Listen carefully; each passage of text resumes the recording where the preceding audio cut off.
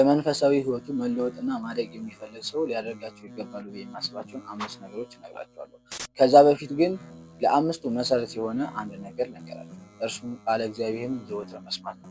ቃለ እግዚአብሔርን ዘወትር መስማት የሁሉም ነገር መሰረት ነው። በመንፈሳዊ ህይወት ለማደግ፣ በመንፈሳዊ ህይወት ለመለወጥ ቃለ እግዚአብሔርን መስማት መሰረት ነው፣ መነሻም። ቃለ እግዚአብሔርን ሳይሰሙ ሌሎች ነገሮችን ማድረግ ስለሚከብድ ማለት ነው። በመንፈሳዊ ህይወቱ መለወጥ የፈለገ ሰው ሊያደርጋቸው ከሚገቡ ነገሮች ውስጥ የመጀመሪያው ጸሎት ነው። የማያቋርጥ ጸሎት ብቻ ሳይሆን የማያቋርጥ ጸሎት። ብዙ ሰው ጸሎት ይጀምራል ግን አይዘልቅም። አንዳንድ ሰው በጠዋት ተነስቶ 30ውን መዝሙር በአንድ ቀን ያደርሳል። በሚቀጥለው ቀን አቡነ ዘበሰማያትን ሳይል ሊውል ይችላል ማለት ነው።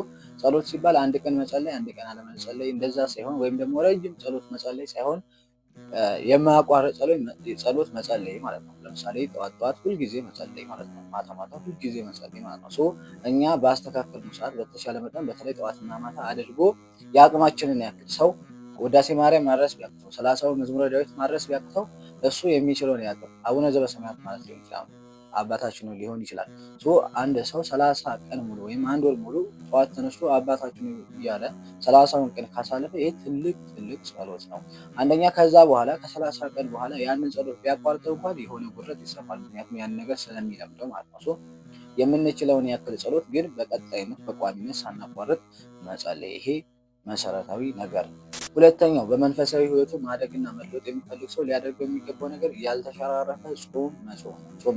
እንግዲህ ጾም ሲባል ብዙ ጊዜ ከጥሉላት ምግብ ወይም አብይ ጾም ሲመጣ ስጋ፣ እንቁላል፣ ወተት ምናምን ባለመብላት ምናምን አብዛኛው ሰው እንደዛ ይጾማል። ግን ከሁሉም ምግብ ተከልክሎ ቤተክርስቲያን በሰራችው ህግ መሰረት 7ቱን አጽዋማት መጾም ማለት ነው። ዓርብ ሮብንም ይሁን የገናም ጾም ይሁን የፋሲካ ይሁን ፍልሰታም ይሁን ብቻ ሁሉንም ጾም በተሻለ መጠን መጾም።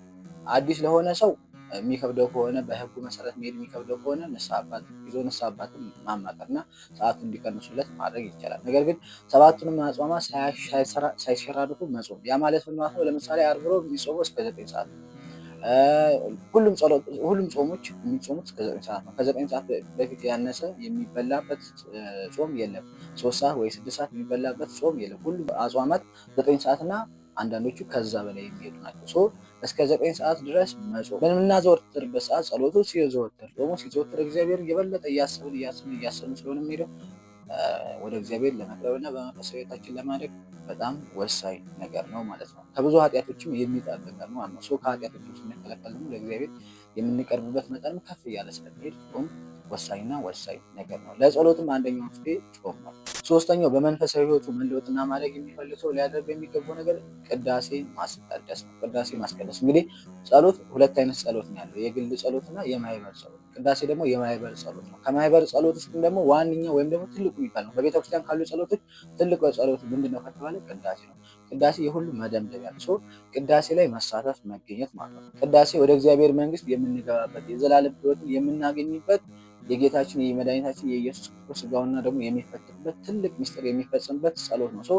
ቅዳሴ ላይ ዘወትር መገኘት፣ ቢያንስ በእሁድ መገኘት መቻል ማለት ነው። ቅዳሴም ደግሞ ሲባል ብዙ ጊዜ አርፍዶ መገኘት ኦር ቤተክርስቲያን ሄዶ አጸድ ውስጥ ከቅዳሴው ግማሽ ከሆነ በኋላ አጸድ ውስጥ ሄዶ ቅዳሴው እስኪያልቅ መቆም፣ እንደዛ ሳይሆን ቀድሞ ተገኝቶ ቤተ መቅደስ ውስጥ ከካህናቱ እኩል ማህሌቱን ላንገባ እንችላለን፣ ኪዳኑን ቀድመን ላንገባ እንችላለን። ግን ቅዳሴው ላይ ከካህናቱ እኩል ቀድመን አሃዱ ከመባሉ በፊት ተዘጋጅተን ቀድመን ሄደን ተሰጥኦ ተቀብለን ቅዳሴው ጊዜ ውስጥ የሚባል እዛው ቆመን ዕጣን ሸተን መምጣት ማለት ነው።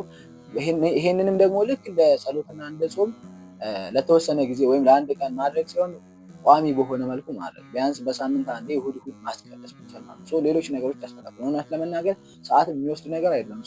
ጠዋት ከ12 ሰዓት በፊት ቀደም ብሎ ቤተክርስቲያን ሄዶ 2 ሰዓት ላይ ምናምን ለሚያልቅ ቅዳሴ ሰዓት ይበላብኛል የሚያስብልም ነገር የለም። 2 ሰዓት ምናምን ላይ ቤት መጥቶ እስከ ማታ በጣም ብዙ ስራዎችን መስራት ይቻላል። 2 ሰዓት መጥቶ እስከ ምሽቱ 4 ሰዓት ቢተኛ አንድ ሰው ወይም ከምሽቱ 3 ሰዓት እንኳን ቢተኛ በጣም ከ10 ሰዓት በላይ ሰዓቶች አሉ። በሌሊት ቤተ መቅደስ ውስጥ ገብቶ ሲነጋ እዛው ቤተ መቅደስ ውስጥ ሆኖ ንጋቱን ማየት በጣም ደስ የሚል ነገር ነው። ከቤተክርስቲያን ተመልሶ ሲመጡ ቤትም ሲውሉ ቀንን ብሩህ የሚያደርግ ነገር፣ በጣም የሚያስደስት ስሜት ያለው ነገር ነው።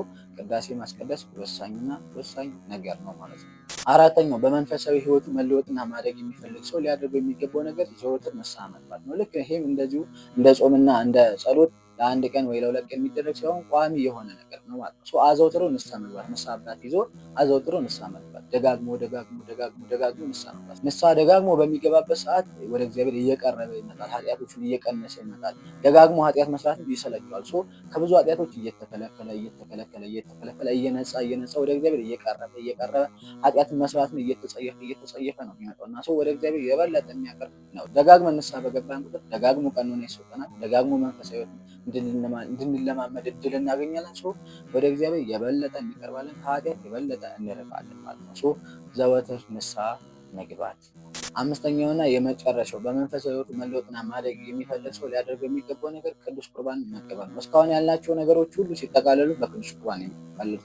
ጸሎት ብንጸልይ፣ ጾም ብንጾም፣ ንስሐ ብንገባ ቅዱስ ቁርባንን ካልተቀበልን ወደ ክርስቶስ የበለጠ ልንቀርብ አንችልም። ስጋውንም ስንበላ ደሙን ስንጠጣ የበለጠ ወደ እግዚአብሔር እንቀርባለን፣ የበለጠ ኃይል ይሰጠናል። የኃጢአት ስርየትም የምናገኘው በቅዱስ ቁርባን ስለሆነ ቅዱስ ቁርባን ወሳኝና ወሳኝ ነገር ነው። የዘላለም ሕይወትንም የምናገኘው ወደ መንግስቱም የምንገባው ክርስቶስም ከኛ ጋር የሚኖረው በቅዱስ ቁርባን ስለሆነ ቅዱስ ቁርባን ወሳኝ ነገር ነው ማለት ነው። እንደዚህ ካደረገ ግን የማንለወጥበት ምንም አይነት ምክንያት የለም። ወደ እግዚአብሔር የማንቀርብበት ምንም አይነት ምክንያት አይኖርም ማለት ነው። ወስብሐት ለእግዚአብሔር።